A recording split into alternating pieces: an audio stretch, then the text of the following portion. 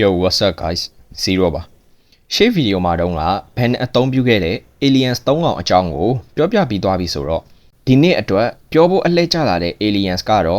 ့ဘန်ရဲ့အသုံးအများဆုံး alien လည်းဖြစ်ဘန်ရဲ့ရှာပပ speed star alien တွေတဲကတစ်ကောင်လည်းဖြစ်တဲ့ accelerate အကြောင်းကိုပြောပြပေးသွားမှာပဲဖြစ်ပါတယ်တကယ်လို့ကျွန်တော် share တင်ထားတဲ့ဗီဒီယိုတွေကိုမကြည့်ရသေးဘူးဆိုရင်လည်းကျွန်တော်ရဲ့ channel ထဲမှာဝင်ကြည့်သွားလို့ရပါတယ်ဗီဒီယိုလေးမစခင်တခုပြောချင်တာကတော့ကျွန်တော်ရဲ့ channel မှာဘန်ရဲ့ alien တွေနဲ့ပတ်သက်တဲ့အကြောင်းတွေကိုဗီဒီယိုတွေအများကြီးထပ်လုပ်သွားဖို့ရှိပါတယ်ဒါကြောင့်မို့လို့နောက်ထပ် aliens တွေရဲ့အကြောင်းတွေကိုသိချင်သေးတယ်ဆိုရင်တော့ကျွန်တော်ရဲ့ channel ကို subscribe လုပ်ခဲ့ပြီးဒီဗီဒီယိုကိုကြိုက်နှစ်သက်တယ်ဆိုရင်လည်း like လုပ်ခဲ့ဖို့ကိုမမေ့ကြပါနဲ့ဒါအပြင် comment မှာလည်းဘယ် aliens အကြောင်းကိုသိချင်လဲဆိုတာကိုလည်း comment ရေးသွားလို့ရပါတယ် accelerator ရဲ့မျိုးစိတ်ကိုတော့ Canaceleran လို့ခေါ်ပြီးသူတို့နေထိုင်ရာဂျိုကိုတော့ Kainet ဂျိုလို့ခေါ်ပါတယ်ရှေ့ဗီဒီယိုမှာတွေတုန်းကကျွန်တော်ပြောပြခဲ့တဲ့ aliens တွေရဲ့မျိုးစိတ်တွေနဲ့သူတို့နေထိုင်ရာဂျိုနာမည်တွေမှာကိုစားပြုတဲ့စကားလုံးတွေရှိသလိုပဲ accelerate ရဲ့မျိုးစိတ်ဖြစ်တဲ့ Canaceleran နဲ့သူတို့နေထိုင်ရာဂျိုဖြစ်တဲ့ Kainet မှာလည်းကိုစားပြုတဲ့စကားလုံးရှိပါတယ်အဲ့ဒါကတော့ kinetic ဆိုတဲ့အရွေ့စွမ်းအင်ကိုစားပြုတာပဲဖြစ်ပါတယ်ကိုင်းနဲ့ဂျိုကိုချိလိုက်မယ်ဆိုရင်တော့ကောင်းငင်မှာအချိန်ပြည့်မိုးချိုးတွေပြည့်လျှက်စီးတွေလက်ပြီးတော့မှရာသီဥတုဆိုးရတဲ့ဂျိုတစ်ခုဆိုတာကိုတွေးရမှာပဲဖြစ်ပါတယ်ဒီနေရာမှာ Canaceleran ရဲ့သမိုင်းအကြောင်းကိုနည်းနည်းလေးပြောပြချင်ပါတယ်ခိုင်းနဲ့ဂျိုမှာဆိုရင်အချိန်ပြည့်လျှက်စီးလက်မိုးချိုးတွေပြည့်နေတာကြောင့် Canaceleran တွေဟာအချိန်ပြည့်ပြေးလွှားနေကြရတာပဲဖြစ်ပါတယ်ကျွန်တော်တို့ရဲ့ကဘာနဲ့နှိုင်းယှဉ်ကြည့်မယ်ဆိုရင်ခိုင်းနဲ့ဂျိုပေါ်မှာနေ့ရက်တွေကမိနစ်ပိုင်းလောက်ပဲကြာတဲ့အပြင် Canaceleran ရဲ့တက်တန်းဟာလည်းတပတ်ကြော်လောက်ပဲရှိတာပဲဖြစ်ပါတယ် Canaceleran ရဲ့ခြေထောက်မှာရှိတဲ့ဘိန်းလုံးတွေဟာသူတို့မွေးတွေကပါလာကြတာမဟုတ်ပါဘူးမိဘအုပ်ထိန်မှုအောက်မှာနေပြီးအသက်အရွယ်အနည်းငယ်ရလာကြတဲ့အခါမှာတော့ဘိန်းလုံးတွေကိုကိုယ်တိုင်ရှာဖွေရတာပဲဖြစ်ပါတယ်အဲ့ဒီဘိန်းလုံးတွေကိုတော့သူတို့ဂျိုပေါ်မှာရှိတဲ့ molest လို့ခေါ်တဲ့ခရုခွန်လွန်ပုံစံမျိုးရဲ့အထက်ကနေရရှိတဲ့ပလဲလုံးလေးတွေပဲဖြစ်ကြပါတယ်အဲ့လိုမျိုးဘိန်းလုံးတွေကိုရှာဖွေရတာက Canaceleran ဂျိုရဲ့အလေးအထားတစ်ခုလည်းပဲဖြစ်ပါတယ်အဲ့ဒီအလေးအထားကိုတော့သူတို့ဂျိုပေါ်မှာ the running of Gandalf လို့ခေါ်တွင်ကြပါတယ် accelerate ရဲ့ပုံစံကိုကြည့်လိုက်မယ်ဆိုရင် velociraptor လို့ခေါ်တဲ့အာရှမှာတွေ့ရတဲ့အသားစားဒိုင်နိုဆောတစ်ကောင်ရဲ့ပုံစံကိုယူပြီးတော့ဖန်တီးရတာပဲဖြစ်ပါတယ် accelerate ကိုထင်ပေါ်စေတဲ့အချက်တွေထဲကတစ်ချက်ကတော့သူ့ရဲ့ရှည်လျားပြီးတန်မာတဲ့အမီးကြောင့်ပဲဖြစ်ပါတယ်ဒီအမီးကကြည်ကောင်းယုံတက်တက်အတွက်ပဲထည့်ပေးရတာမဟုတ်ပါဘူး accelerate တယောက်အမြန်ပြေးပြီးတော့အရှိန်အဟုန်နဲ့ကွေးတဲ့အခါဒါမှမဟုတ်ရုတ်တရက် brake အုပ်ဖို့လိုတဲ့အခါမှာဟန်ချက်ထိန်ပေးဖို့အတွက်ဒီအမီးကိုအသုံးပြုရတာပဲဖြစ်ပါတယ်ဒါအပြင်သူ့ရဲ့အမီးကိုသုံးပြီးတော့လဲရန်သူတွေကိုတိုက်ခိုက်တတ်ပါသေးတယ် accelerate ရဲ့လက်ချောင်းတွေကလူတွေလိုမဟုတ်ပဲအရန်ကိုခြုံထက်တဲ့လက်သေး၃ချောင်းပဲပါတာဖြစ်ပါတယ်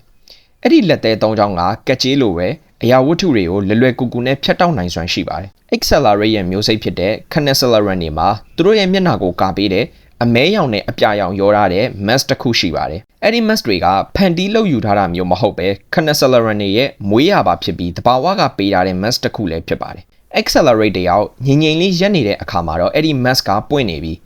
စပြေးလိုက်ပြီးဆိုတာနဲ့အလိုလျောက်ပိတ်သွားတာကြောင့် accelerate ကိုမိုက်တယ်လို့ခံစားရစေတဲ့အချက်တွေကတစ်ချက်လည်းဖြစ်ပါတယ်ဒီ mask ကလည်းအမီးလိုပါပဲအလှတက်တက်အတွက်ထည့်ပေးရတာမဟုတ်ပါဘူးအရှိန်နဲ့ပြေးတဲ့အခါမှာဖြစ်ပေါ်လာတဲ့လေတိုင်နှုံးနဲ့ပွတ်တိုက်မှုတွေကြောင့်ဖြစ်လာတဲ့အပူရှိန်ကို accelerate ရဲ့မျက်လုံးကိုမထိခိုက်အောင်ကာပေးဖို့အတွက်ဒီ mask ကိုသုံးရတာပဲဖြစ်ပါတယ်တခြား aliens တွေလိုမျိုးပဲ accelerate မှာလည်း variant တွေအများကြီးရှိပါတယ်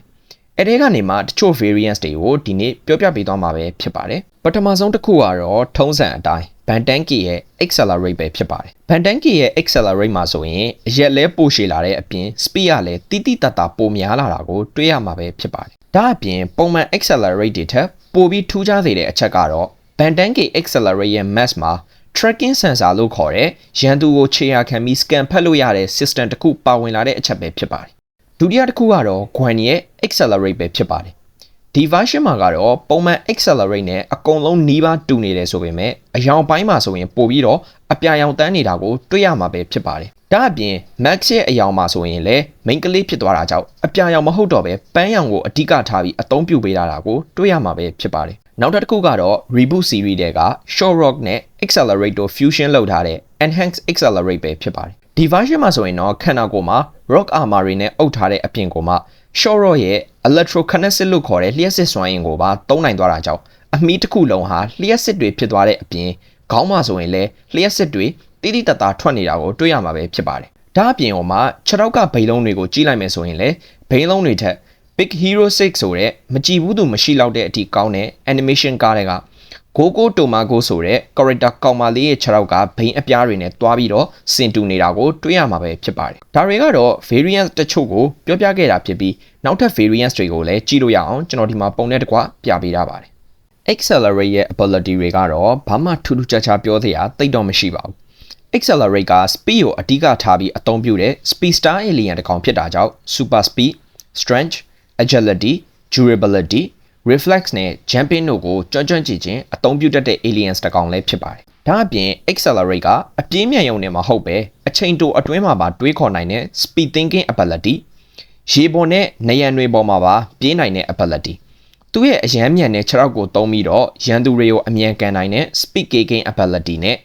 လေစင်နှမောင်းတွေကိုတောင်မှဖန်တီးနိုင်တဲ့ ability တွေကိုပိုင်ဆိုင်ထားတဲ့ aliens တစ်ကောင်ပဲဖြစ်ပါတယ်။ပထမဆုံးတစ်ချက်ကတော့ accelerate ဆိုတဲ့အတန်ထွက်ပဲဖြစ်ပါတယ်။ accelerate ဆိုတဲ့အတန်ထွက်က accelerate ဆိုတဲ့စကားလုံးကနေလာတာဖြစ်ပါတယ်။ accelerate နဲ့အတန်ထွက်ချင်းတူတာကြောင့် accelerate ဆိုတဲ့နာမည်တွေကို creator တွေကပေးလိုက်ကြတာပဲဖြစ်ပါတယ်။ဒုတိယတစ်ချက်ကတော့ Canaceleran မျိုးစိတ်တွေမှာလည်းသူတို့ကြိုက်ပြီးတော့အမှန်အကန်ကိုအားပေးကြတဲ့အားကစားတစ်ခုရှိပါတယ်။အဲ့ဒီအားကစားကတော့ကျွန်တော်တို့ကမ္ဘာပေါ်မှာဆိုရင် hockey ဆိုတဲ့ရေခဲပြင်အားကစားတစ်ခုနဲ့နီးစနစ်ချင်းတူတာကိုလည်းတွေ့ရမှာပဲဖြစ်ပါတယ်။နောက်ဆုံးတစ်ချက်အနေနဲ့ကတော့ accelerate ရဲ့မျိုးစိတ်တွေဖြစ်တဲ့ Canaceleran မျိုးစိတ်တွေရဲ့အားနည်းချက်ပဲဖြစ်ပါတယ်။ Canaceleran မျိုးစိတ်တွေဟာ speed ကိုအဓိကထားပြီးအသုံးပြုကြတဲ့မျိုးစိတ်တွေဖြစ်တာကြောင့်သူတို့ရဲ့အကြီးမားဆုံးအားနည်းချက်ကတော့သူတို့ရဲ့ပြေးလမ်းကြောင်းကိုချော်စေတဲ့ရေခဲတို့စီတို့စက်ပြာတို့လိုမျိုး slippery surface တွေပဲဖြစ်ပါတယ်။ဒါတွေမဟုတ်သေးပါဘူး။ Canaceleran မျိုးစိတ်တွေကလျှက်စစ်နဲ့တိုက်ခိုက်ခံရတဲ့တိုက်ခိုက်မှုမျိုးတွေကိုလည်းခံနိုင်ရမရှိတာကြောင့်လျှက်စစ်ကလည်းသူတို့အတွက်အားနည်းချက်တစ်ခုဖြစ်လာခဲ့ပါတယ်။ Okay ဒါကတော့ Benny ရဲ့အသုံးအများဆုံးနဲ့လူကြိုက်အများဆုံး aliens တွေတဲကတစ်ကောင်လည်းဖြစ်